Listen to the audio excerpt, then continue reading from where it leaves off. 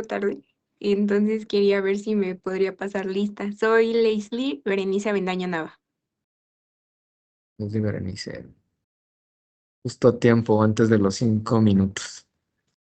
Va. Sí, gracias. Entonces, vamos a continuar con la clase, ¿sale? Recuérdenme, ¿qué es lo que vimos la clase pasada? Y una disculpa por lo de ayer, pero como ahorita en la tarde estoy trabajando en el hospital también, eh, pues de repente tengo pacientes graves o interconsultas o mucha consulta, entonces esperemos que no vuelva a pasar y recuérdenme, ¿en qué nos quedamos la vez pasada?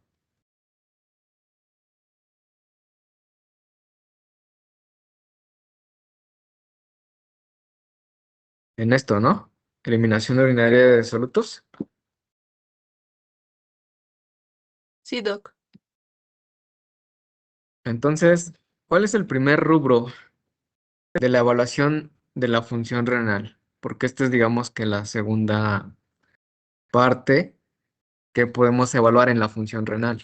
¿Sale? La primera de ellas que vimos las clases previas, ¿qué eran? ¿Qué involucra?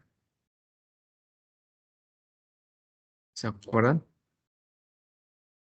Sí, Carla.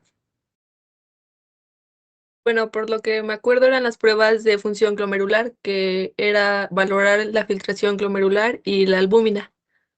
Exacto, muy bien. Eh, Recuérdenme cuáles son los marcadores endógenos para evaluar la filtración glomerular. Aldair y Sería luego Ana. sería la creatinina, la cistatina, y recuerdo que en su clase había dicho que la urea, pero que mayormente esa ya no sé, ya no es. Bueno, eso es lo que Ya no se entendí. usan. Exacto. Ajá. Ana, los exógenos. Los exógenos son Ajá. la inulina, la que habíamos hablado de la inulina, Ok. y yo encontré que es el Iexol y Ajá. el iotalamato. Y también Y el había otras que era otalamato. ajá, que era el 57 CR-ETA y 99 MTD de PTA, de De TPA, que diga. PTA. Exacto.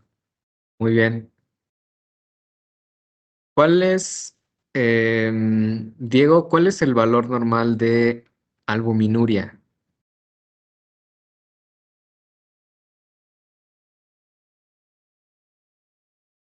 Dafne. Bueno, Diego. Ajá. Exacto. Por cada gramo de creatinina, ¿no? Exacto, muy bien. Em, ¿Qué más? ¿Qué más? Bueno, vamos a continuar para terminar pronto también. Entonces, la segunda parte es justamente la evaluación mejor dicho, en la evaluación de la función renal está la eliminación urinaria de solutos. ¿Sale? Entonces, para eso tenemos que saber y entender primero qué es un soluto. Dafne, ¿qué es un soluto?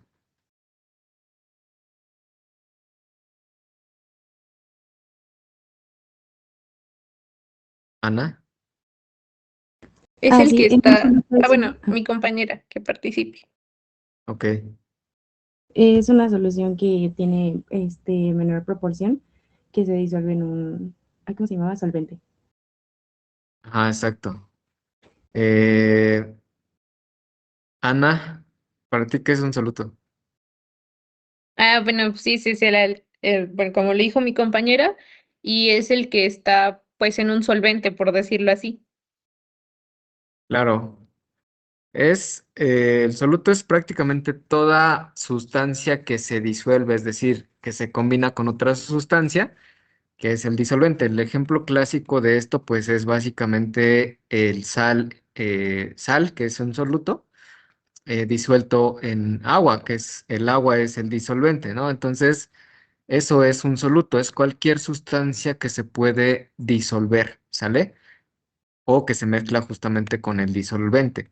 Entonces, recordar que nuestro riñón pues tiene múltiples funciones y una de las principales funciones es justamente la regulación de solutos, que no involucra más que en este contexto evaluar la función del túbulo, ¿sale? Es decir, qué tanto está secretando o reabsorbiendo de X sustancia, ¿no? Llámese calcio, llámese sodio, llámese cloro, magnesio, entre otras sustancias, ¿no? Todas esas sustancias principales o vitales son los que llamamos solutos, ¿sale? Entonces, básicamente el túbulo renal pues juega un papel muy importante de mantenimiento en el equilibrio u homeostasis de los electrolitos, el agua y sobre todo del equilibrio ácido-base. Entonces, justamente para evaluar la función tubular, pues se debe de estudiar o conocer un poquito sobre la reabsorción y excreción de los componentes urinarios. Como ustedes saben, pues la orina lleva muchos elementos aparte de agua, ¿no? Una de las más importantes, pues, es el sodio, cloro, potasio, incluso a veces glucosa, entre otras, ¿no? De las más importantes. Y justamente esto evalúa, o podemos evaluar también la capacidad de concentración y de acidificación de la orina. Entonces, a grosso modo, tenemos el esquema de un glomérulo como tal, que es donde se lleva a cabo la filtración glomerular, ¿no? Recordar que la filtración se refiere a, pues, a la circulación del plasma libre de proteínas por mililitro minuto, ¿sale? Entonces, todo eso que queda, ¿no? Todo eso que al final de la filtración que queda, pues es básicamente la orina como tal, es la formación de la orina. Pero esa orina, justamente, aparte de tener pues muy poquitas proteínas, lleva sodio y todos estos minerales que ya les comenté. Entonces, justamente todo el túbulo, desde el proximal hasta de Henle y túbulo distal, pues tiene la capacidad de justamente poder aprovechar o reabsorber más que nada todos esos elementos que pasan o que se tienen en la orina. ¿Para qué? Pues justamente para que nuestro organismo mantenga el equilibrio. Les voy a poner un ejemplo pues muy práctico. Bueno, antes de eso, ¿no? Voy a explicar esto. Entonces, cada estructura o cada parte del túbulo tiene diferentes funciones en relación a la reabsorción y en relación a la excreción de algunos componentes urinarios, ¿no? Entonces, la uresis, ¿sí, Fernando? Levantaste la mano. Sí, Doc, disculpe que lo moleste. Lo que pasa es que un compañero, Alfredo, dijo que había estado intentando entrar desde hace un buen rato, pero no le cargaba. Y me comentó que si había la oportunidad de que lo pudiera dejar entrar. Pues es que no me han mandado ninguna solicitud. Yo creo que es su Ah, conexión. ok. Sí, Doc, gracias, disculpe. Sale pues. Entonces tenemos que la uresis, justamente, ya se me fue el hilo. Entonces toda esa formación de orina pasa a través del túbulo. Las estructuras que están en el túbulo tienen diferentes funciones, tanto en la reabsorción como en la excreción. Entonces nuestro organismo siempre pues va a aprovechar lo máximo, ya sea de nutrientes o de agua. Entonces, el túbulo proximal, una de las funciones más importantes que tiene es la reabsorción de diferentes elementos como minerales y algunos nutrientes. Vamos a ir de abajo hacia arriba, ¿no? El túbulo proximal reabsorbe el 100% de la glucosa y algunos aminoácidos, ¿sale? Pero también absorbe alrededor del 50% y lo demás, el 70%, pues es reabsorbido tanto agua, potasio, calcio, magnesio, ¿sale? Digamos que es la parte más importante justamente para tener esa reabsorción, ¿no? Es decir, la orina a través de su paso del túbulo va a tener diferentes, vamos a decirlo así, diferente osmolaridad, ¿no? Que eso involucra, si es el medio en el que se reabsorbe, digamos, estos elementos, pues va a ser isotónico, es decir, que pues está en equilibrio tanto agua como los solutos, pero a través de su paso del túbulo, va a ir cambiando esta osmolaridad, ¿no? O esta tonicidad. recordando que el asa de Henle es muy, muy permeable al agua, es decir, que reabsorbe mucha agua. En esta parte principalmente no hay reabsorción de solutos. Entonces, prácticamente lo que vamos a absorber aquí es agua, ¿no? Y todos esos solutos van a ir pasando a través del túbulo, justamente para tratar, pues, de aprovechar lo máximo. En la parte proximal del túbulo distal, ¿no? Es decir, en esta parte, pues únicamente se va a reabsorber cloruro de sodio. Y más adelante se secreta algunos electrolitos como son lo que es el potasio, magnesio y algunos iones hidrógeno. Y así entre más va avanzando la orina como tal, pues se va en algunas zonas concentrando más, ¿no?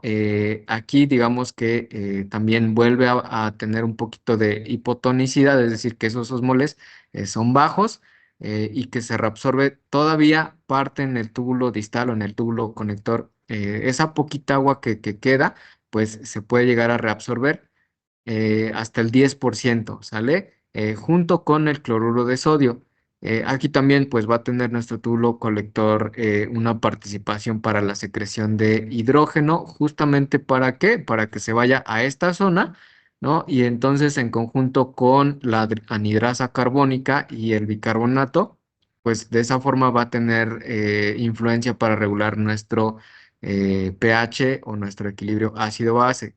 Entonces, al final del día, la uresis pues va a pasar por el túbulo y entre más avance, más concentrada se va a volver, ¿no? Al principio pues lleva agua, ¿no? A través de todas estas estructuras, mientras más avanza, pues toda esa agua se va a ir reabsorbiendo poco a poco, y se va a quedar al final con todos esos solutos que prácticamente nuestro cuerpo ya no necesita, ¿sale?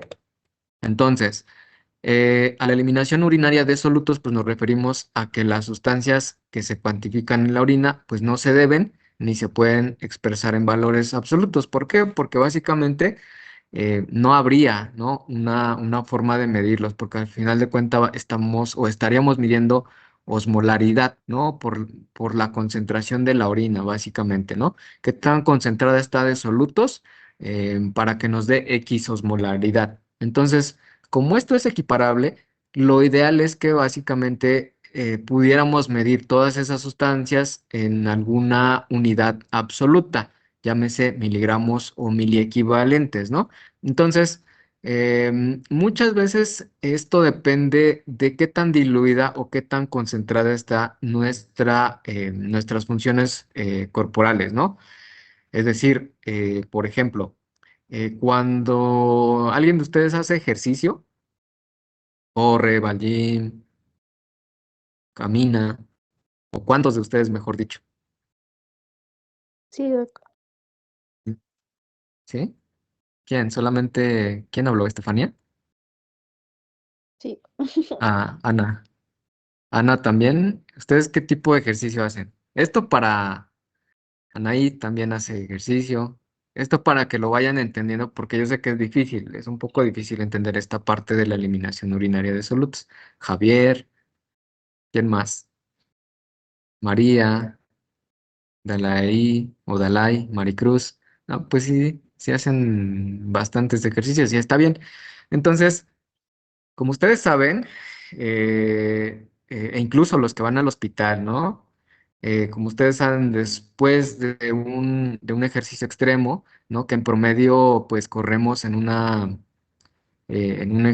tiempo de ejercicio entre media hora a una hora, pues se llega a correr hasta 2 a 5 kilómetros más o menos, o incluso en una hora de ejercicio en el gym, 30 minutos de cardio, lo demás libre. Sí, y ustedes lo han visto, ¿no? Muchas veces cuando no toman agua, se van a hacer ejercicio y después de esto, acuérdense que en el ejercicio pues secretamos agua, ¿no? Eliminamos agua por todas estas secreciones, digamos, a través de la respiración, a través de ¿cómo se llama? De este mecanismo de transpiración, ¿sale? Se eliminan agua. Entonces, si ustedes recuerdan, pues nuestro cuerpo está conformado alrededor del 70-80% de agua, ¿no? Y lo que menos queremos es que esa agua sea eliminada, ¿no? ¿Por qué? Porque pues vienen muchos otros pues efectos o reflejos pues justamente para mantener la bulimia, etcétera, que no debería, ¿no? Pero lo que no quiere nuestro cuerpo es eliminar esa agua. Entonces, si ustedes hacen ese ejercicio durante 1 hora, 2 horas, si no toman agua y están eliminando agua por ende, entonces se han dado cuenta muchas veces que nuestra pipí o nuestra orina es muy concentrada, es muy amarilla, ¿no? Entonces está concentrada de solutos. ¿Por qué? Porque por la misma transpiración o eliminación de agua, entonces, lo que requiere nuestro cuerpo es no eliminar más agua. Y entonces el riñón dice, ah, caray, pues no estoy tomando agua y estoy dejando ir agua, estoy transpirando mucha agua. Lo que no quiero es que pierda yo esa agua. Y entonces, justamente el túbulo, precisamente en todas sus porciones, lo que más hace es precisamente absorber agua y secretar algunos de los minerales, ¿no? Caso contrario, ok, si no hacemos ejercicio y a lo mejor se van al hospital durante mediodía, ¿no? Y durante todas estas 6 horas, 8 horas que pueden llegar a estar en el hospital,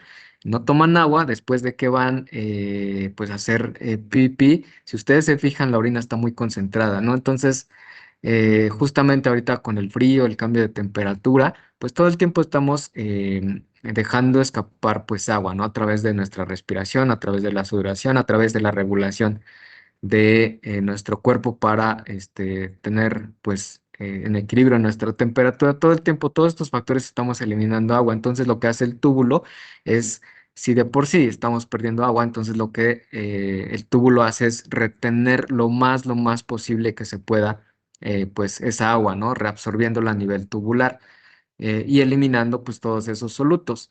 Em, entonces, justamente depende mucho de nuestra cantidad de agua. Si no tomamos agua por un largo tiempo, entonces nuestro riñón se pone a trabajar para evitar dejar escapar agua. Caso contrario, si nosotros estamos tomando agua a cada ratito, entonces también el riñón detecta, a ver, aguántame.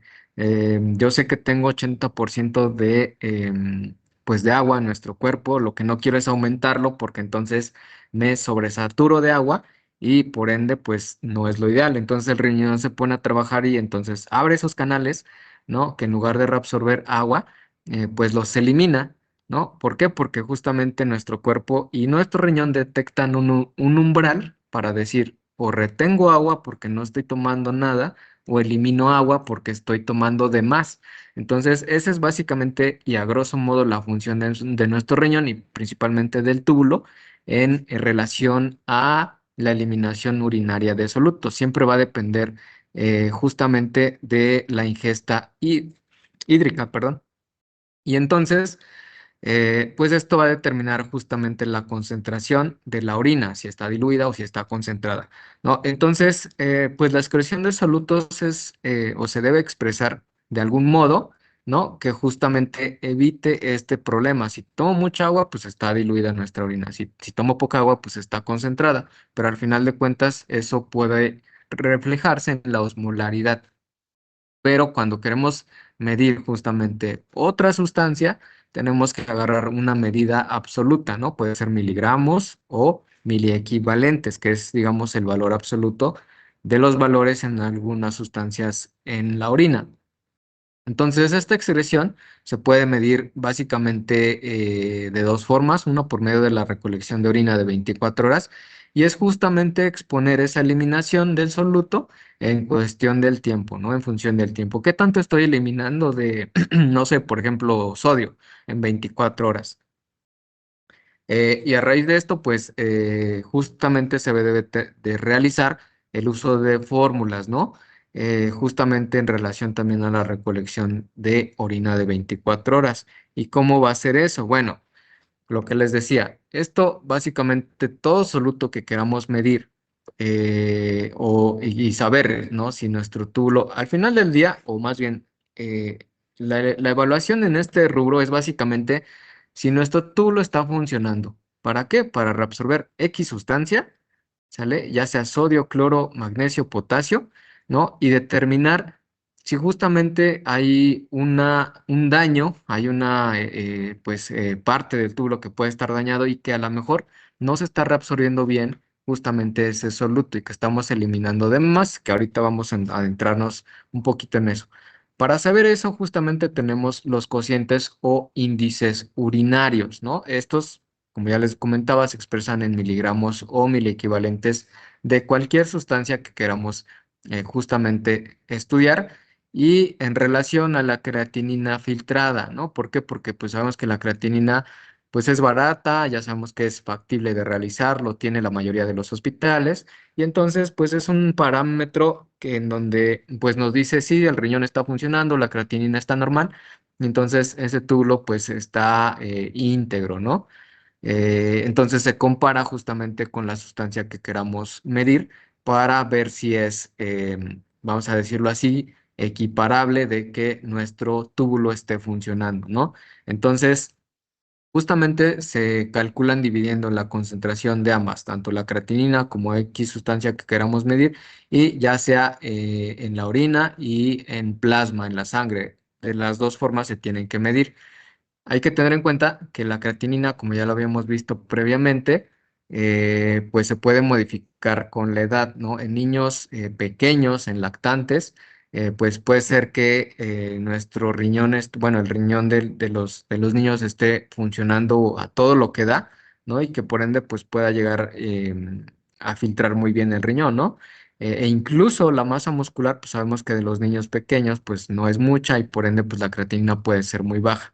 ¿No? Entonces, puede ser que también en el otro extremo de la vida, en el caso de los adultos mayores, que pues puede llegar a tener incluso desnutrición, sarcopenia y que pues la creatinina puede estar baja. Entonces, hay que tener en cuenta estos factores que justamente pudieran o pudiéramos encontrar una creatinina pues baja, ¿no? Principalmente en orina.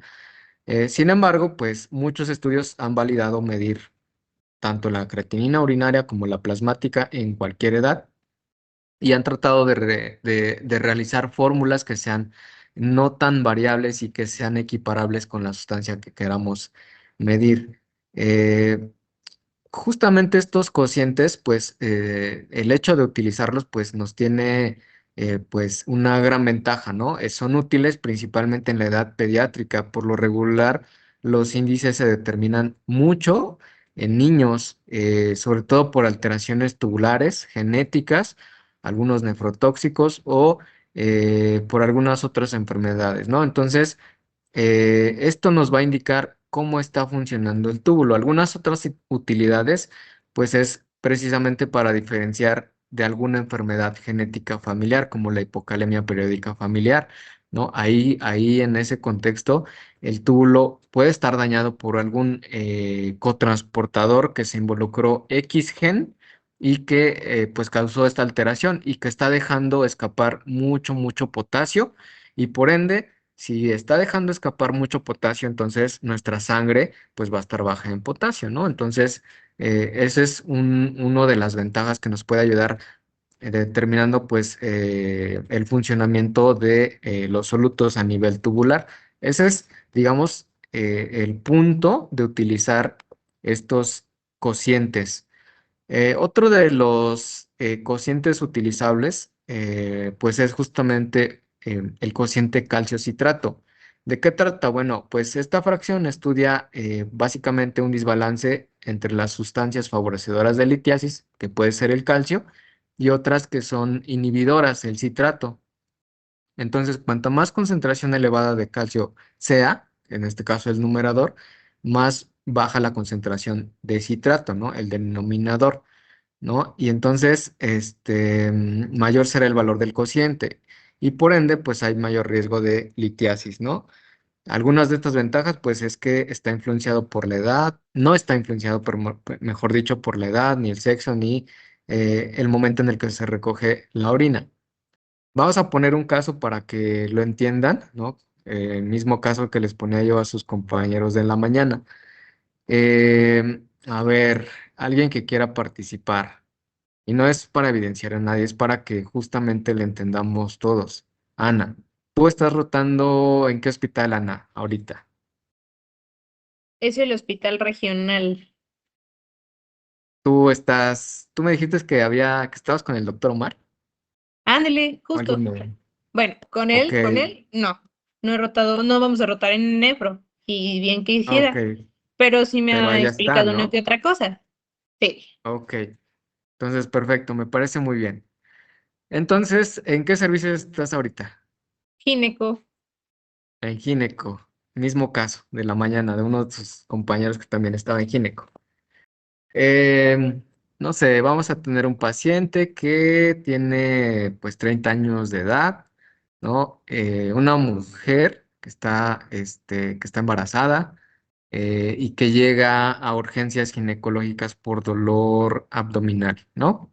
Entonces, vas con tu adscrita o con tu interno o con tu residente si es que tienen, ¿no? Y porque les hablan, doctora, pues es que llegó una paciente embarazada, trae dolor abdominal y pues no vaya a ser que ya tiene trabajo de parto, ¿no? Entonces tú llegas con tu adscrita, con los demás doctores, empiezan a interrogar, no tienen ningún factor de riesgo, solo que hace un año pues el único antecedente es que le detectaron piedritas en la vesícula, ¿no? Y entonces llegan, la revisan, la exploran, le hacen ultrasonido, pues no hay contracciones, el bebé está bien, y entonces sigue con ese dolor abdominal y por ese antecedente pues le vuelven a repetir un ultrasonido de hígado y vías biliares. Y entonces de repente le toman los estudios, ¿no? Y dicen, no, pues salió con piedritas en la vesícula. Ah, pues seguramente pues es por una colecistitis, ¿no? Trae inflamada la vesícula y eso le está causando el dolor. Bueno, como ginecos generalmente pues alivian el dolor, ¿no? Mejora el dolor y se dan cuenta, tú te das cuenta de que en la pipí, pues tiene cristales de oxalato de calcio, por ejemplo, ¿no? Y te llama la atención y dices, oiga, doctora, ¿y por qué tiene esto? ¿No? Y la doctora se da cuenta y entonces le pide niveles de calcio y entonces el calcio tiene 11,5, ahí limítrofe, ¿no? Y le dice, no, pues esto no sé, pues tiene que verlo o medicina interna o alguien más, ¿no? Lo manda a medicina interna. Ok, lo manda, ¿no? Y entonces, justamente eh, en ese trans, pues ya está en periodo de parto, nace el bebé, lo mandan a medicina interna. Para ese entonces tú ya estás en medicina interna, ¿no? La paciente vuelve a llegar ya con el embarazo resuelto, ¿no? Y entonces le dicen, no, pues doctor, pues es que me mandaron porque tengo piedritas, tengo cristales de oxalato de calcio y no saben qué tengo. Y entonces el internista, pues de forma inicial, pues ya le pide muchos laboratorios, ¿no? Y, y pues ya, ¿no? Resulta que, pues sospecha de una de litiasis familiar, porque dentro de sus antecedentes, pues dicen, no, pues es que mi papá tiene litiasis. Así son los casos, ¿eh? Entonces, mi papá tiene litiasis y pues ya le internista, pues probablemente sea algo genético, que tu cuerpo está produciendo litos de más, ¿no? Le manda estudios, ¿no? Y entonces, resulta que regresa con esos estudios, eh, checa el calcio, vas a sacar tu calculadora, Ana,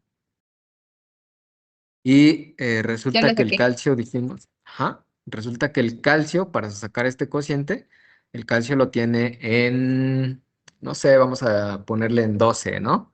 Tiene Ujú. calcio de 12, ¿no? Y resulta que el citrato lo tiene, vamos a decir, en 60 en orina. El cociente es de Y te dice, 0,20, exacto. 0,2. Entonces, 0,2. Y entonces dice, pues, el internista, oye, Ana, pues te salió 0,2. No es Entonces, por ende, pipí. pues, entonces, el valor normal es hasta 0,33. Resultados valores de esto indicarían que la pipí es formadora de litos, ¿no? Y entonces dices, no, pues, caray, pues según el cociente, pues no tiene potencial de que su orina forme los litos, ha de ser otra causa. Y lo mandan al endocrino, ¿no? Que también ve metabolismo de calcio. Y entonces tú de esta forma dices, bueno, ya evalué pues la función renal en la eliminación de solutos. Es decir, aparentemente el riñón aquí está bien. ¿Por qué? Porque ese túbulo está funcionando bien. Es decir, no hay un problema del calcio a nivel urinario que pudiera tratarse que esté formando litos. Caso contrario, que pudiera ser que tuviéramos un valor de calcio de 13 y un citrato no sé, de 15, ¿no? Ay, Entonces, sí, es de cero punto calcio ochenta y seis 0.86. Y entonces, ¿cómo Entonces, sí nos interpretarías ese valor? que probablemente digo que ahora sí que la orina es muy litógena, o sea que eso quiere decir que está formando litos, que el cociente está Exacto, muy alto y que puede formar fácilmente litos, ¿no? exacto. Eso es en conclusión. Pero si tú lo interpretas a nivel de la función tubular, ¿qué te imaginas que estaría pasando? Si Que se ya está dijimos, que se está reabsorbiendo.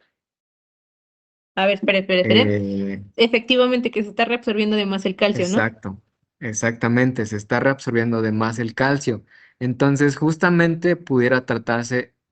Hay de dos, o de una alteración que pudiera hacer que esté tomando algún medicamento que tiene que ver con el metabolismo del calcio, o que hay un defecto a este nivel y que justamente está reabsorbiendo de más ese calcio y que por ende, pues tenemos niveles elevados de calcio a nivel sérico y que por ende pudiera hacer que esté influenciando en la formación de litos, ¿no? Entonces, tú ya interpretaste, digamos, los dos casos, ¿no? Uno en donde el problema básicamente no tiene que ver con el riñón y que pudiera tratarse por otra cosa, ¿sale? Y dos, que pudiera tratarse de una alteración a nivel renal, específicamente en el túbulo, ¿sale? Entonces, para eso se usan estos cocientes, ¿sale? Hablando específicamente del metabolismo del calcio y las personas con antecedentes de litos o formadoras de litos, ¿sale? Entonces, ¿tienen alguna duda en esto? Espero que no. Entonces, para eso se utilizan los cocientes. ¿Qué tan funcional está nuestro túbulo? Ahora bien, los índices de excreción son otra de las herramientas que justamente nos ayudan prácticamente para ver la concentración, digamos, de X sustancia y qué tanto se está excretando, ¿no? Entonces, representan la relación de la cantidad de la sustancia excretada y el filtrado glomerular y se determina justamente multiplicando el valor del cociente urinario calculado entre la sustancia a estudiar, ¿no? Evidentemente dividiendo pues la creatinina urinaria. Esta es la fórmula, ¿no? Medir X sustancia eh, se multiplica, perdón, entre el valor de la creatinina sérica, ¿no? Y se divide entre el valor de la creatinina urinaria, ¿sale? Entonces, X sustancia urinaria por la creatinina sérica o plasmática entre la creatinina urinaria, ¿sale? Y esto también nos va a decir qué tanto se está excretando X sustancia. Por ejemplo, el calcio, ¿no? Que tuviéramos que medirlo. A ver, pues yo quiero medir el calcio, cuánto se está excretando, ¿no? Y entonces ahorita les voy a enseñar otras tablitas para ver los valores, ¿no? Y entonces, en los pacientes que, por ejemplo, formadores de calcio, si ya dijimos que está reabsorbiendo más, ¿no? Utilizando el cociente de calcio citrato y quiero ver qué tanto se está excretando, vamos a poner un ejemplo, que los valores estén entre, no sé, entre 10 y 15, ¿no? Eso sería lo normal de excreción en orina. Y si ya dijimos que se está reabsorbiendo de más, ¿cuánto esperarían que se estaría excretando de calcio? ¿Estaría alto o estaría bajo? Ana. Bajo, porque si se está reabsorbiendo no se está excretando el suficiente. Exacto, muy bien. Entonces, para eso nos sirven justamente este índice de excreción, para poder integrar e ir un poquito más allá de decir, pues ya integré que se está reabsorbiendo de más, quiero ver qué tanto se está excretando, porque si se excreta, por ejemplo, de más, entonces habría que buscar otro problema, pero ya sabemos que si se está reabsorbiendo, entonces estaría también bajo ese índice de excreción y entonces de esa forma podemos ir integrando esta función en la eliminación de solutos. Pero no solo tenemos los índices de excreción, sino que, bueno, antes de eso, recordar que el valor de la creatinina va a variar mucho en relación justamente a la masa muscular del individuo, a la función hepática. Los pacientes hepatópetas son pacientes muy, muy desnutridos y por ende tenemos bajos niveles de creatinina en ellos. Entonces, esta eliminación urinaria de creatinina pues puede incluso influir y tener influencia por la comida que ingerimos. Por ejemplo, si nosotros llegáramos a comer 200, 300 em, gramos de proteína, por ejemplo, al día, un corte de carne, entonces esa creatinina muy probablemente si nosotros nos tomamos estudios al día siguiente, pues va a salir aumentada, ¿no? Incluso la excreción va a salir también aumentada. Pacientes con enfermedad renal crónica, en estadios 2, 3 o 4, pues también se ve influenciada por la disminución de la tasa de filtrado glomerular. Puede ser que incluso salga alta, ¿no? Por esta misma pues enfermedad. Pero hay algunos medicamentos que también interfieren en la secreción de la creatinina o incluso algunos disminuirlos, ¿no? Como algunos medicamentos como lo que son para la disminución o que se involucran en el metabolismo de la creatinina y que salen disminuidos los niveles son justamente la cimetidina, el trimetoprim y algunos otros medicamentos como el probenecid. Otros que pudieran aumentarlo por el riesgo de toxicidad, pues son los aminoglucósidos, algunos agentes quimioterapéuticos como el cisplatino y algunos otros medicamentos nefrotóxicos como las cefalosporinas. No todas las cefalosporinas son tan nobles como pensamos, ¿no? La cefotixima tiene cierto grado de toxicidad renal. Entonces, todos estos factores también se ven influenciados en la secreción tubular de la creatinina. ¿No? Y entonces, aparte de estos cocientes, aparte de estos índices de excreción, pues pudiéramos usarlos en cualquier contexto de alguna entidad, llámese calciuria, citraturia, uricosuria, que es la eliminación de ácido úrico a nivel urinario, ¿no? Oxaluria, que es la eliminación de cristales de oxalato de cualquier elemento mineral, calcio, por ejemplo, y magnesuria, ¿no? En este caso de la eliminación de magnesio. Entonces, todos estos pues nos sirven para medir cualquier elemento que nos haga sospechar de alguna de estas entidades, pero no vamos a hablar tanto de eso, solamente es para que también lo conozcan. Y esto es la tablita que les decía de los valores dependiendo del cociente que queramos utilizar, ¿no? Como por ejemplo el calcio,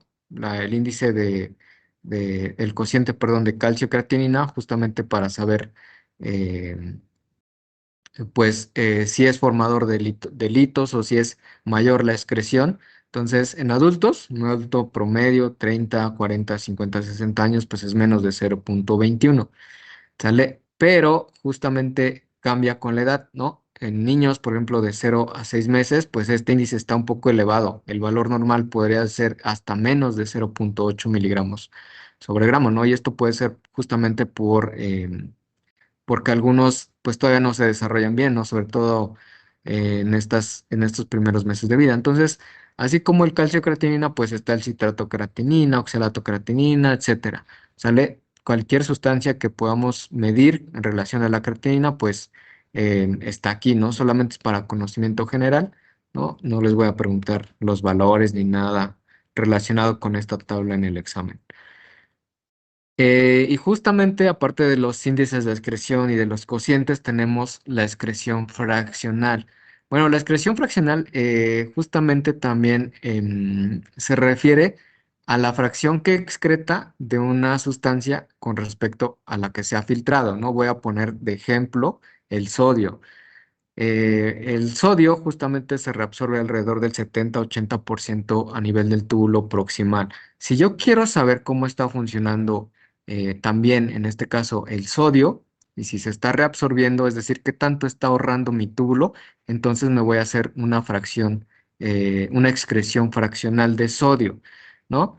Em, ¿Por qué? Porque de esa forma voy a decir, pues no se está o está eliminando de más esta fracción y entonces pudiera yo sospechar de que nuestro túbulo esté disfuncional, ¿sale? O caso contrario, está excretándose, esta fracción está excretándose menos, y entonces eso significa que nuestro túbulo pues está íntegro, está ahorrando potasio, ¿sale? Entonces, estas excreciones se refieren justamente al volumen de sangre en mililitro que queda provisto de cualquier sustancia estudiada por cada 100 mililitros de filtrado glomerular.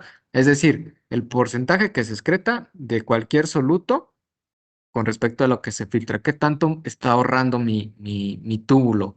¿No? ¿Con qué tanto se está quedando?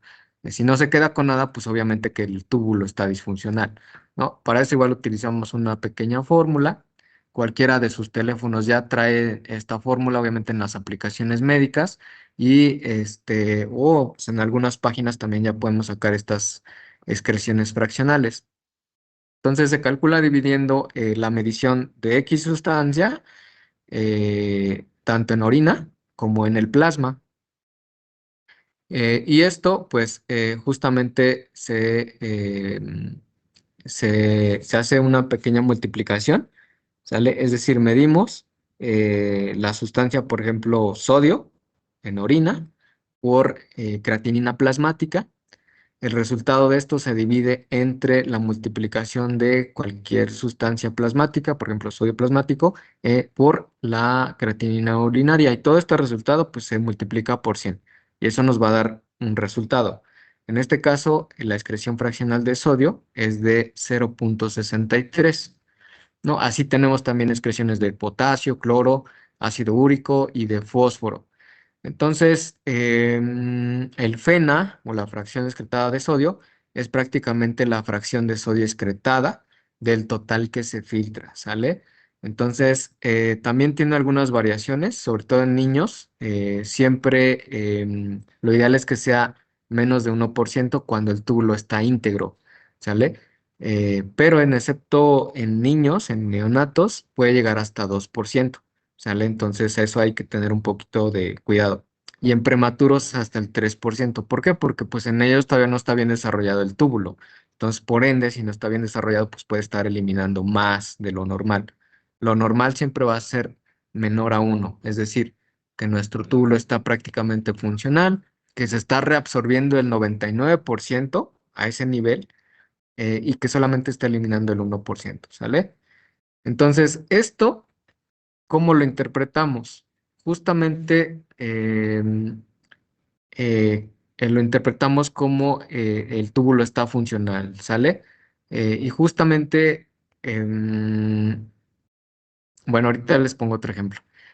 Justamente cuando está o tenemos este valor, el FeNA menos del 1%, quiere decir que ese túbulo está íntegro y que probablemente el daño, porque también se utiliza en una lesión renal aguda, y que probablemente esa lesión del riñón que lo provocó está fuera del riñón, o sea, el tejido está íntegro y que el daño que tiene el riñón está fuera, es decir, prerrenal, de otra causa, de otro lado. O sea, de caso contrario, que si nuestro túbulo está disfuncional, entonces está eliminando más de lo normal, no está reabsorbiendo, no está ahorrando.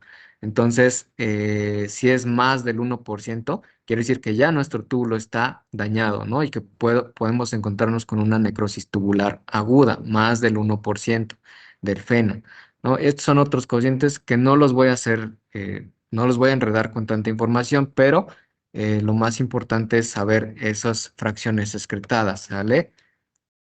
Pero como en todo, ¿no? Todos tenemos ciertas limitaciones de algunas pruebas, no todas son específicas, ¿no? Esto se ve afectado justamente en pacientes que tuvieron diuréticos, ¿no? Porque pues varía mucho la reabsorción, por ejemplo, en pacientes que usan furosemide. Mm, a ver, Anaíd Castillo, ¿cómo funciona el furosemide? ¿A qué nivel? Ya vieron, llevan farma, ¿no?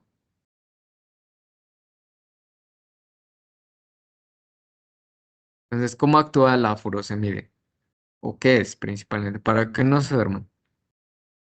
Ahorita vamos contigo, Ana. Alguien más que participe. Creo que funciona en el asa de Henle, ¿no? Ajá, funciona a ese nivel. Y si ya dijimos que el asa de Henle reabsorbe ¿qué? Hace rato lo dije. Agüita. Agua, exacto. Entonces, ¿y cómo actúa entonces la furosemide? ¿Qué hace, pues? Eh, ¿Qué inhibe? que no se reabsorba El agua, agua, ¿no? sea eliminar. Eso es un diurético, ¿no? Exacto. Ajá. ¿Qué inhibe? ¿Qué bloquea? Saraí. Eh, ok. Pues impide la reducción de sodio, potasio y cloro. Ok. Y si no hay sodio, pues no hay agua, ¿no? Sí, sí. Entonces, exacto. Entonces, justamente el FENA puede variar mucho con estos valores, sobre todo en aquellos pacientes que usaron diuréticos. ¿Sale? ¿Por qué? Porque justamente pues causan esto, ¿no? La diuresis osmótica, ¿no? Bloquean el sodio, bloquean la reabsorción de agua y entonces eliminamos pues más agua, ¿no? Y estos valores de sodio pueden estar alterados. Y pues nos puede dar un falso positivo, ¿no? Por esta cuestión. Cuando hay un daño renal, llámese lesión renal aguda, sacar el FENA, pues no nos va a decir realmente, no permite diferenciar, sobre todo en aquella lesión renal aguda de origen renal como tal o intrínseca, de aquella obstructiva, ¿no? Un paciente que puede tener una obstrucción, ¿no? Por crecimiento prostático y que no hace pipí, que daña el riñón. Si nosotros le sacamos el FENA, lo poco que orina, pues no va a ser tampoco viable, ¿no? No nos va a decir, ah, pues el daño está por obstrucción. Pues no, tampoco eso no es tan válido, ¿no? En pacientes con enfermedad renal crónica, que ya sabemos que en ellos pues hay daño tubular o hay fibrosis, dependiendo de su etapa, pues obviamente no podemos darnos de esos valores, ¿no? Si el túbulo ya está dado de por sí. Y en pacientes pues desnutridos también, ¿no? Hay un corte como tal, justamente para diferenciar sacando el FENA, la lesión renal de origen prerrenal o renal como tal. Entonces, por todos estos bemoles, pues no es actualmente ya un buen índice, ¿no? Una buena herramienta para saber si el daño es renal o extrarrenal, que todavía lo usan, nosotros ya no, en lo personal yo tampoco, porque la sensibilidad es del 60% y tenemos un 40% de que nos equivoquemos, si es mucho, entonces pues ya no se usa, yo ya no lo uso, ya está desactualizado. Se menciona porque pues está en la bibliografía, incluso todavía en terapia intensiva, en medicina interna como tal, e incluso en urgencias, pueden llegar a verlo e incluso hasta sacarlo. No está mal, pero en lo personal en el área de nefro, pues ya no lo usamos, pues ya está prácticamente obsoleto.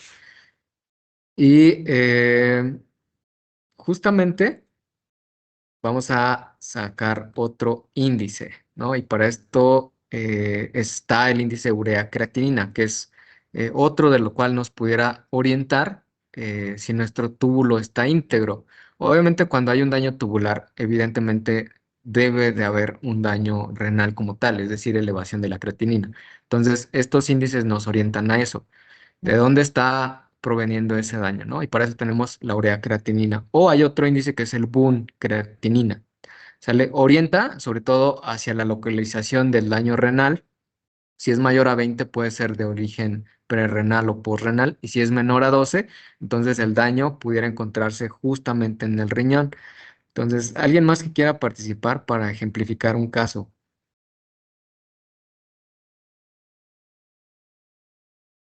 ¿No? Si no, yo lo digo. Ana, tú ya participaste. No se peleen tus compañeros por participar. Anaid Castillo. Eh, no, Anaid, ya participaste también, ¿no? Alguien más que no haya participado.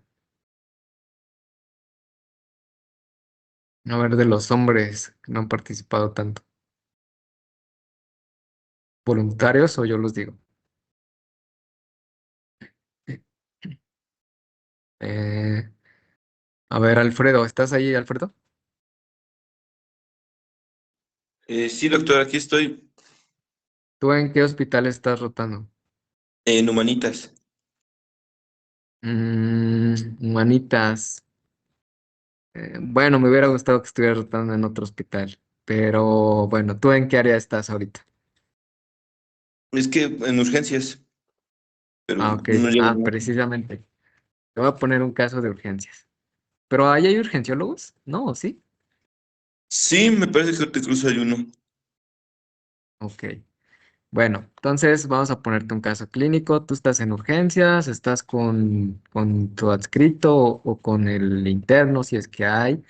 Y entonces llega un paciente de 60 años, llega pues, al área de choque, llega hipotenso, no tiene enfermedades crónicas, pero tiene antecedente pues, de etilismo, ¿no?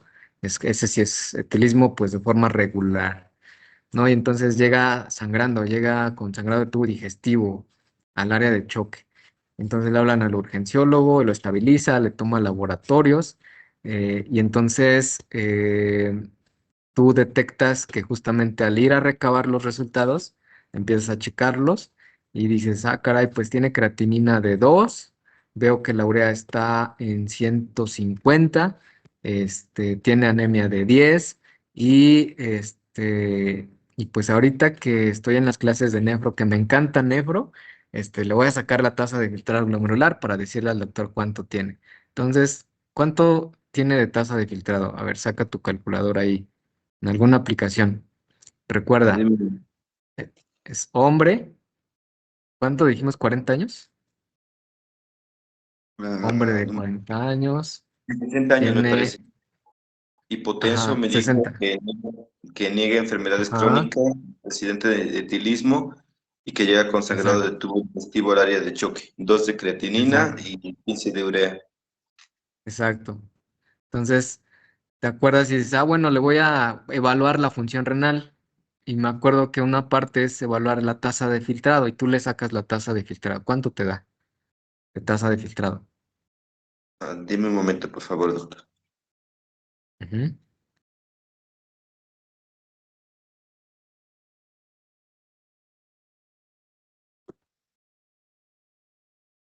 ¿Dos dedos dice que tenía? 60 años, es hombre. Creatinina de 2, urea de Sería, 150. bueno, ¿no podría ser de 35,23? Exacto. No, Entonces ya evaluaste la primera parte. Dices, ya saqué la tasa de filtrado, entonces tiene 35 mililitros. Ok.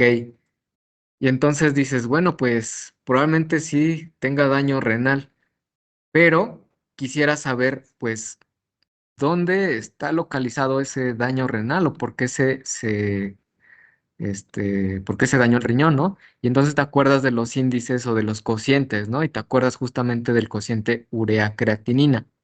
Entonces, tiene tasa de filtrado de 35, urea de 150. Vas a dividir la urea del 150 entre la creatinina 2. ¿Cuánto te da? 75. 75. Y de acuerdo a estos valores, ¿cómo lo interpretarías? Que el daño dónde está. Si ya dijimos que este cociente nos orienta a saber la localidad.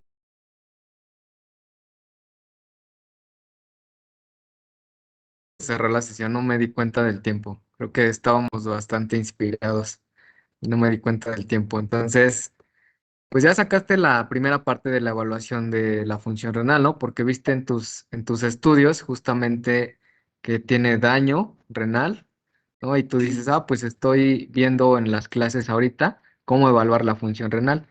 Entonces, la primera parte ya evaluaste la función glomerular. ¿Cómo? Sacando la tasa de filtrado glomerular. Ya la sacaste y tiene 35 mililitros, ¿no?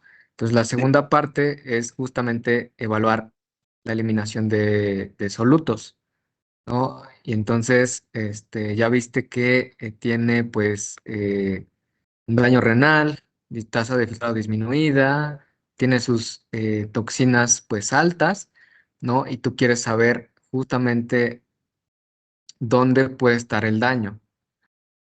Entonces decíamos que tenías urea de 150 Sí, y creatinina de 2. ¿Y tu resultado cuánto es? 70 eh, y ¿qué? 75, ¿no? sí, sí.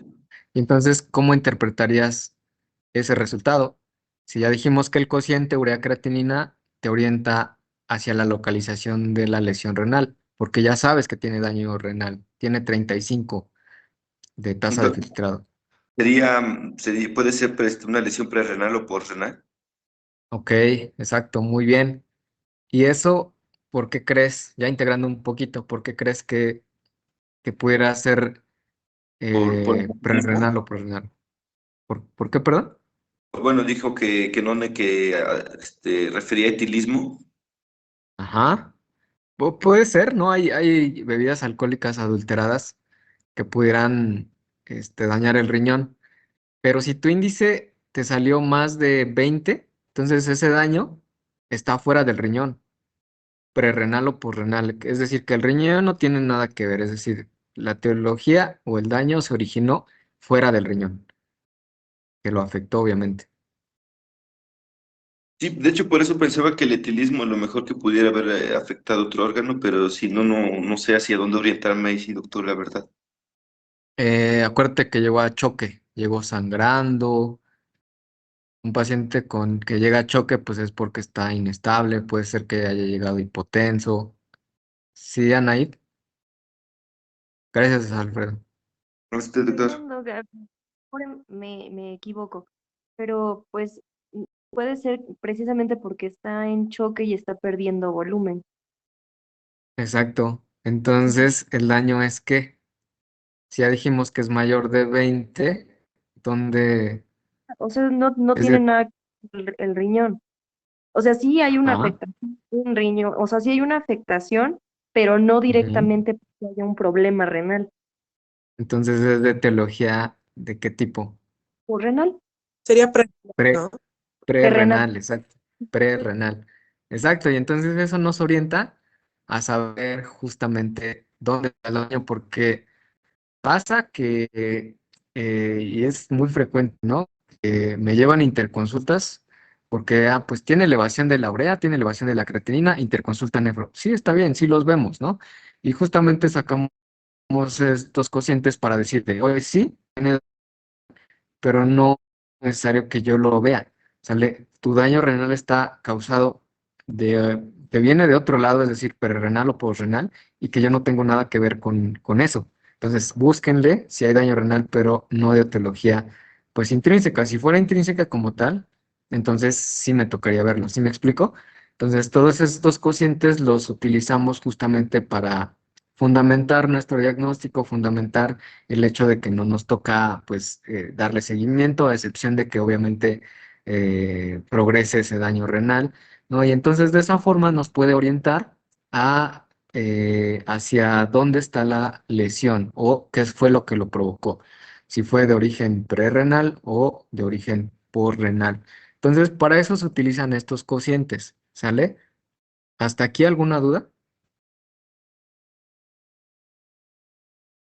Bueno, espero que no. Entonces, estas son las tablitas de algunos índices urinarios, calcio-creatinina, fósforo, creatinina, ¿no? Citrato-creatinina, que pues es meramente para su conocimiento, no les voy a preguntar, ¿no? El valor del cociente calcio-creatinina a los 6 meses, no. Entonces, solo es para su conocimiento de que existen, ¿no?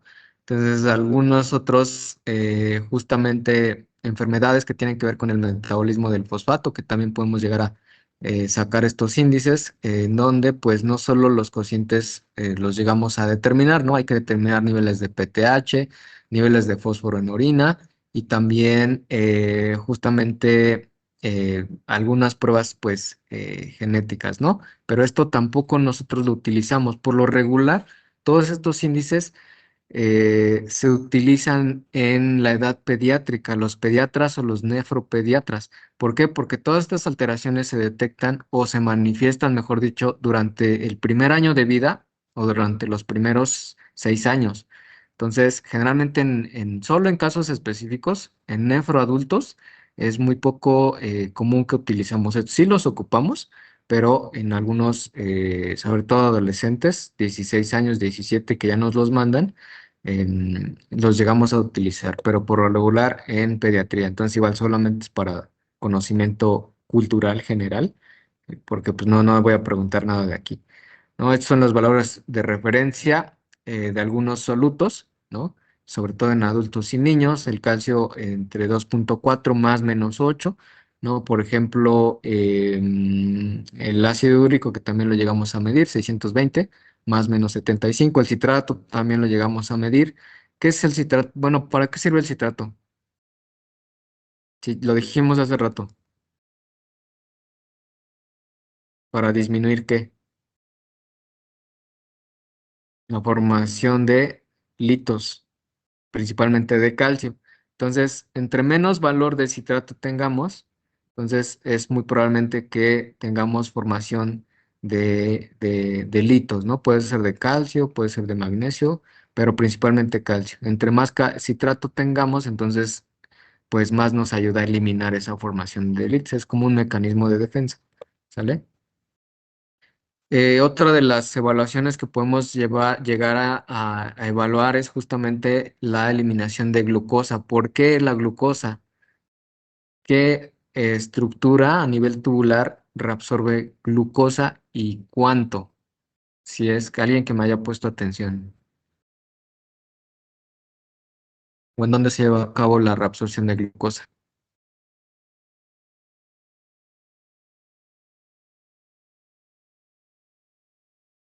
¿No? Sí, Carla. Bueno, por lo que me acuerdo que nos explicó, en el túbulo proximal se va a reabsorber el 100% de la glucosa. Exacto. Entonces, si se reabsorbe el 100%, pues no es normal tener glucosa en la pipí, ¿no? El examen general de orina nos orienta a ver muchas cosas, ¿no? Como lo decíamos, una parte de ellos pues, es el soluto, los solutos. Entonces, el hecho de tener glucosa en la pipí o en la orina no es normal. ¿Sí, Saraí? Doc, una pregunta. ¿Ah? Nos comentaron en urgencias que cuando se supera más de 180 miligramos, bueno, de glucosa, es porque ya ahí empieza a haber daño renal o algo así. No sé. No necesariamente depende del contexto. Eh, Hay que diferenciar el umbral justamente que tenemos en sangre y el umbral a nivel tubular. ¿Qué significa el umbral? Digamos que la cantidad que tolera el riñón, ¿no? Para justamente evitar la disfunción o la saturación de glucosa a nivel renal.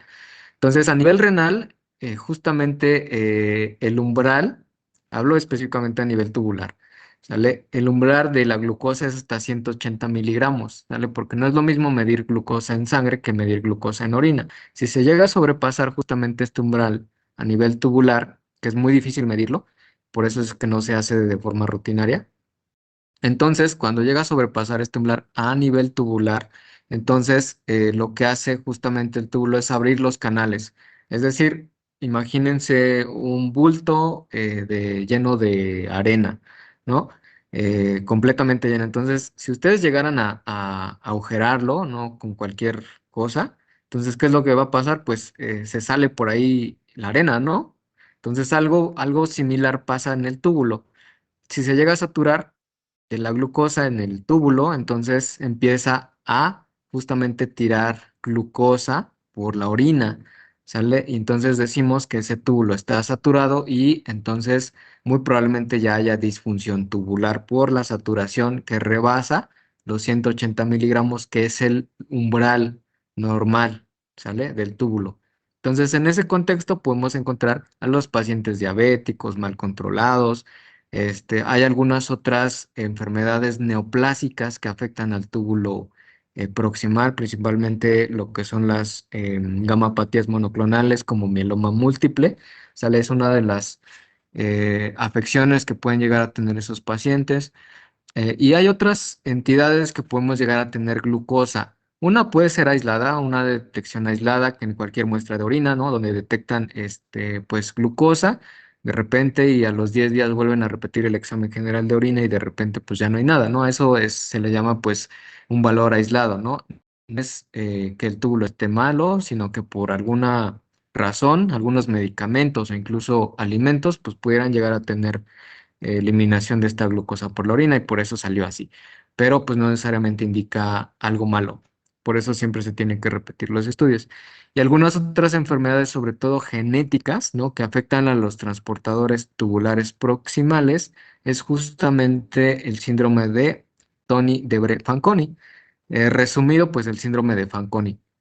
Estas alteraciones, prácticamente el túbulo está, pues está disfuncional completamente y no solo reabsorbe glucosa, sino que la elimina, o sea, es decir, no está reabsorbiendo el túbulo. Entonces se elimina glucosa, se elimina calcio, se elimina magnesio, se elimina potasio principalmente, sodio. Entonces, todos los niveles a nivel plasmático están bajos. ¿Por qué? Porque el túbulo está dejando escapar pues todos estos elementos vitales, ¿no? Entonces, pero pues esto igual se detecta muchas veces en los primeros años de vida. ¿No? Hay niños que tienen glucosuria ya desde los 5 o 6 años y ese es un defecto muy grave. Entonces siempre hay que tener en cuenta eso, ¿sale? Entonces, pues sí quedó claro la pregunta. Sí, Doc, Sí. gracias. Va. Entonces, a eso se refiere la eliminación de glucosa, ¿no? Y entonces, en resumen, tenemos tres herramientas que son muy similares: los índices o cocientes urinarios, la excreción fraccional de una sustancia y el índice de excreción. Al final de cuentas, los tres nos van a evaluar o tratar de orientar qué tan funcional está nuestro túbulo, dependiendo de la sustancia que queramos medir y dependiendo de la sustancia que queramos saber qué tanto se está reabsorbiendo, qué tanto se está excretando, ¿sale? Al final todo lo concluye que son herramientas justamente para medir u orientarnos en la funcionalidad de ese túbulo, ¿sale? Obviamente con sus respectivas fórmulas. Hay aplicaciones que pues ya las hacen, no es necesario hacerlas manual, pero pues si llegaran a quedarse sin batería, no tienen celular o se les descompuso, pues estas son básicamente las fórmulas, ¿sale? Entonces, ya me cansé. ¿Le seguimos o descansamos? Seguimos, ¿no? Para terminar pronto. Este, Seguimos, Doc. entonces, ok. Entonces, el otro rubro es justamente evaluar la concentración y acidificación urinaria, ¿no? Ok, ya evaluamos, digamos, la tasa de filtrado, la albuminuria, ya evaluamos, utilizamos cocientes, índices y excreciones para evaluar la funcionalidad tubular y ahora queremos evaluar justamente la capacidad de concentración y acidificación urinaria, ¿sale? Recordando que el pH, pues, debe siempre, siempre determinarse en una orina recién emitida, no más de 2 horas. ¿Por qué? Pasando este tiempo, pues se empiezan a degradar muchas bacterias, cambian el pH, ¿no? Y entonces ya no es una muestra, pues, fidedigna, ¿no? Ya pueden salir muchos valores alterados. Evidentemente, siempre y cuando esto hay que evaluarlo en el contexto de los pacientes con alteraciones del equilibrio ácido-base, como cuáles, la acidosis metabólica, ¿sale? En pacientes que tienen acidosis metabólica por cualquier etiología, generalmente el pH urinario tiende a ser pues más ácido, menos de 5,35. ¿Sale? Evidentemente, en la misma circunstancia, un valor superior a esto, pues sugiere una alteración en la capacidad de la acidificación renal, es decir, que no está, no tiene la capacidad para estar eliminando esos ácidos. Nuestro riñón no la está acidificando, ¿sale? Cuando nosotros ganamos ácidos y tenemos acidosis metabólica, el riñón también se pone a trabajar y dice, pues aguas porque estoy detectando muchos ácidos y entonces necesito eliminar esos ácidos y parte de esa eliminación de ácidos pues involucra modificar el pH, ¿no? A eso se refiere la acidificación urinaria, que involucra muchas, muchas enzimas, sobre todo lo que es la anhidrasa carbónica, hidrogenón, hidrogeniones, agua, ¿no? Participan en todo este proceso. Entonces, a eso se refiere, ¿no? Si este valor en un contexto de acidosis metabólica de un paciente, el pH urinario tiene que ser siempre menos de 5,35. Eso nos dice que sí está funcionando nuestro riñón, sí tiene la capacidad de acidificar esa orina para eliminar justamente esos ácidos que estamos reteniendo. Entonces, pero fisiológicamente también por la mañana, generalmente el pH pues tiende a ser un poquito pues ácido, ¿sale? Entonces esto pues también utilizamos otra herramienta que es el anion gap plasmático. Acuérdense, si queremos evaluar la capacidad de acidificación y concentración urinaria, siempre tenemos que ver nuestro paciente en qué contexto utilizar esto, ¿no? En pacientes con acidosis metabólica, en ellos hay que utilizar todo esto. Entonces, otra de las herramientas pues, que utilizamos es el anion gap plasmático. Esto nos orienta justamente a ver y clasificar nuestra acidosis metabólica.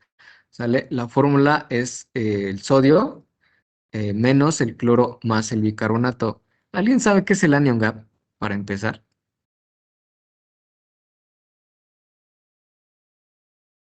Sí, ya lo tuvieron que haber visto igual en fisio, si no mal recuerdo.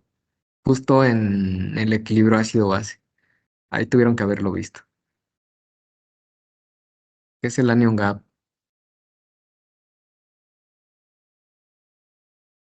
¿Saraí? Son todos aquellos aniones que no se pueden medir como en sangre y se tiene que hacer una fórmula pues para pues medirlos justamente.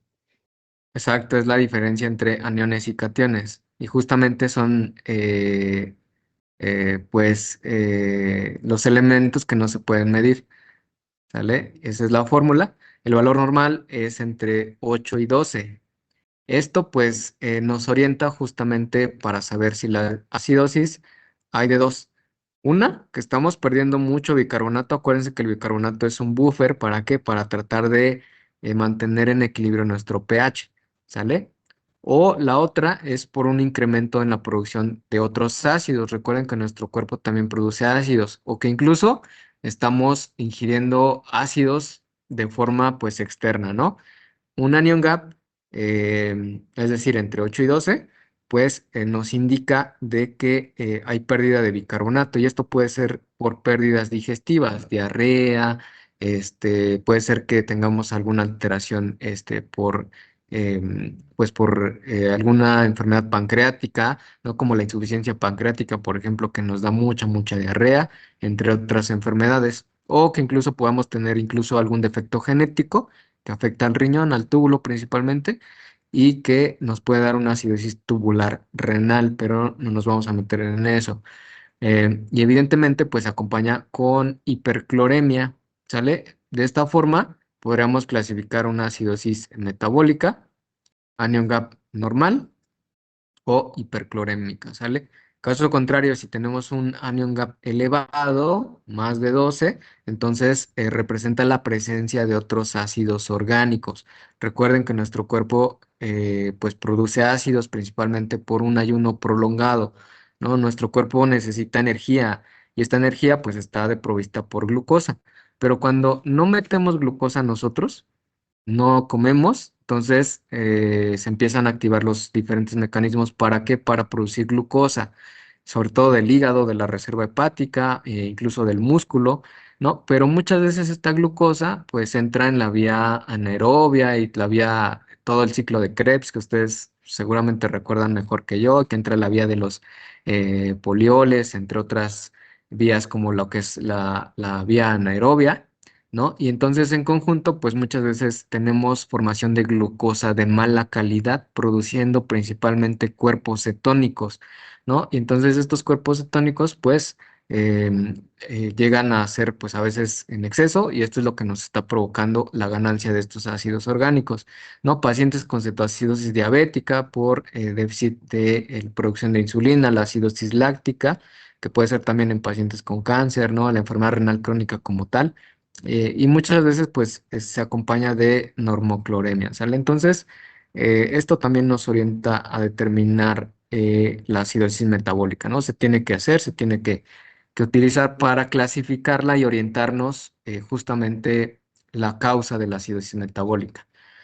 Eh, Así también pues tenemos que medir el anion gap urinario, así como lo medimos en plasma, también justamente lo medimos en orina, ¿sale? Y esta es la fórmula, se define la fórmula como sodio más potasio menos el cloro. Entonces, justamente la suma de los cationes y de los aniones en la orina, en condiciones normales, deberían de ser un valor cercano a cero, ¿sale? Pero hay veces que también algunos aniones no los miden, no los podemos medir, ¿no? Sobre todo con eliminación de amonio. En el amonio, pues no es tan fácil medirlo, pero se tiene que realizar. ¿Por qué? Porque justamente participa en la regulación del pH, ¿no? Eh, mm, Esto es considerado como un buffer, ¿no? Para modificar el pH. Entonces, hay veces que no se mide y evidentemente, pues entre otros elementos, pues también es el cloro y va de la mano del amonio. ¿Sale? Entonces, también tenemos que medirlo para ver si realmente está funcionando nuestro riñón para, pues, acidificar o eliminar estos elementos que, pues, no podemos medir, o estos ácidos, mejor dicho.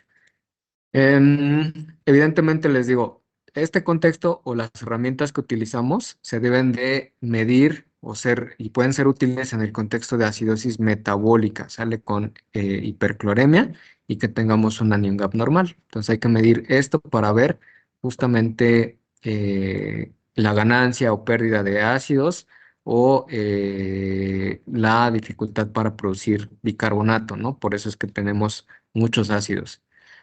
En general, este es un protocolo, no me voy a meter tanto aquí, lo vamos a ver más adelante en equilibrio ácido-base, pero este es un protocolo para pacientes con acidosis metabólica, hay que medir el anion gap en sangre, hay que medir el cloro, si está normal o si está elevado, y entonces, en caso de que esté elevado, pues medir justamente el filtrado glomerular, si está disminuido, podemos orientarnos a una enfermedad renal crónica, o si está normal, bueno, tenemos que medir el anion gap, si está elevado, pues justamente podríamos estar ante una intoxicación por alcohol, metanol, etanol, etilenglicol. Si está normal el anion gap en sangre, pues pudiera ser que estamos ante una acidosis láctica, cetoacidosis diabética u otras acidosis, como por ejemplo intoxicación por salicilatos, ¿no? Solo por mencionar algunas cosas. No me voy a meter tanto en esto. Este, porque pues lo vamos a ver en otras cosas, ¿no? Esto también nos orienta a ver si el túbulo está defectuoso, ¿no? Medimos el amonio en orina, si está alto, pues probablemente tengamos alteraciones por diarrea o a nivel proximal, ¿no? Una disfunción tubular proximal o en caso contrario, una disfunción tubular distal. Pero todo esto se acompaña justamente de trastornos también del potasio, ¿no? Podemos tener potasio bajo, ¿no? Y se trata de un ácido tubular renal tipo 1, que también es conocida como distal, ¿no? Si tenemos el potasio alto, justamente se puede tratar de un ácido tubular renal tipo 4, que puede ser mixta, ¿sale? Entonces no nos vamos a meter tanto en esto porque es mucha información y son cosas más específicas de subespecialidad como tal, ¿no? Entonces, son algunas patologías de las cuales nos pueden orientar tanto el anion gap como el anion gap, tanto sérico como plasmático, y sobre todo en el contexto de acidosis metabólica, más trastornos del potasio, ¿no? Podemos encontrar diferentes alteraciones del potasio junto con las acidosis que ya les comenté, acidosis metabólica principalmente. Entonces, tampoco es que lo aprendan, solamente es conocimiento general. ¿Sale? Y algunas pruebas, ya casi voy a terminar, terminamos y ya para que avancemos más rápido. Entonces, algunas pruebas esto igual es para conocimiento general, no me voy a meter tanto en esto, solo lo voy a mencionar, que también existen justamente pruebas especiales principalmente que se utilizan o que se hacen en institutos de investigación para ver la capacidad urinaria, ¿no? Como la determinación justamente del umbral de la excreción del bicarbonato, algunas pruebas con estímulo de furosemide, justamente para ver la acidificación. Hay otras que determinan el PCO2 urinario. Entonces, pues son pruebas que realmente no son de rutina, se utilizan en grandes centros de investigación, en grandes hospitales, y pues que no tampoco se utilizan muchas veces en segundo nivel. Incluso a veces en tercero, no todos los hospitales tienen estas pruebas, ¿no? Entonces, el otro rubro, uno ya vimos la acidificación, en el otro rubro es justamente la capacidad de concentración, y esto no es más que nada que medir el valor osmolar urinario, ¿sale? La osmolaridad normal, máxima urinaria, depende mucho de la edad, ¿no? Aunque puede ser incluso hasta 800 milismoles y en algunos libros, en algunas bibliografías puede llegar hasta 1200. Entonces, entre 800 y 1200 puede llegar incluso hasta considerarse normal. Esta es la fórmula, también no la voy a mencionar. Ya prácticamente las calculadoras, las aplicaciones, pues lo tienen. Solamente igual hay que conocerlo. Si no tenemos calculadora, aplicación, perdón, pues hay que aprendérsela, ¿sale? Osmolaridad urinaria, hay que medir los electrolitos en orina, ¿no? La urea en orina y hacer estas fórmulas. Entonces, ¿esto en qué contexto lo podemos utilizar? Bueno, justamente para ver o estimular, o más bien, ¿cómo lo podemos utilizar? Bueno, se puede utilizar estimulando la ADH, ¿no? Principalmente de forma exógena o administrando algunos fármacos con acción antidiurética, ¿no? Como, pues, por ejemplo, los baptanes, por ejemplo, sale o desmopresina incluso. Son pruebas que se utilizan justamente, les digo, en centros de investigación, ¿no? Y se mide con una muestra aleatoria con estos medicamentos y se determina pues, prácticamente la osmolaridad, ¿no? Entonces, justamente puede ser de 50 hasta 1200, hay que restringirlos entre 12 y 14 horas, y justamente si esta restricción nos arroja una osmolaridad de 850, pues quiere decir que nuestra concentración urinaria está funcional, ¿sale? Entonces, les digo, es para conocimiento general, no lo utilizamos realmente, y pues nada más. Y pues eso sería todo con la evaluación de la función renal. ¿Saben de dónde es esta foto? Se llama, aquí en Las Luciérnagas, supongo, pero se llama Nanacamilpa. Nanacamilpa. Nanacamilpa, es de allá. Pues nada, esta clase pues la di justamente cuando empecé a dar clases, pues era la temporada de las luciérnagas. Recién había terminado, entonces lo que les digo siempre, pues tenemos ese como pues tesoro, ¿no? Del estado. Entonces, si van a ir, pues cuiden mucho la naturaleza, ya hay muy poquitas, cada vez va mucha gente y eso pues no está chido porque invadimos su área, su espacio. Entonces, si tienen la oportunidad, pues vayan, siempre respetando. Es un espectáculo igual maravilloso. Y esta la bajé de internet, o sea, no es con una cámara especial porque no permiten llevar cámaras ni sacar fotografías. Entonces, pues nada más haciendo alusión a lo que tenemos en nuestro estado. Entonces, fuera de esto, ¿alguna pregunta? Es difícil, ¿no? La nefro es un poco complicada. Hay que leer, releer y reestudiar y estudiar todo el tiempo para poder comprender ciertos, pues, conceptos y parte de esto de lo que estoy explicando. Obviamente, pues esto es un resumen del resumen del resumen. ¿Sale? Porque les digo, es mucha información, pero ya saben, ¿no? Dentro de la evaluación de la función renal son tres aspectos: la función glomerular, la eliminación de los solutos y la capacidad de concentración, urinaria, ¿no? Y acidificación. Son los tres grandes rubros, obviamente cada uno con sus respectivas herramientas, la tasa de filtrado, albuminuria, los índices y cocientes y excreciones. Y en la capacidad de concentración, pues se utilizan estas pruebas de concentración, ¿no?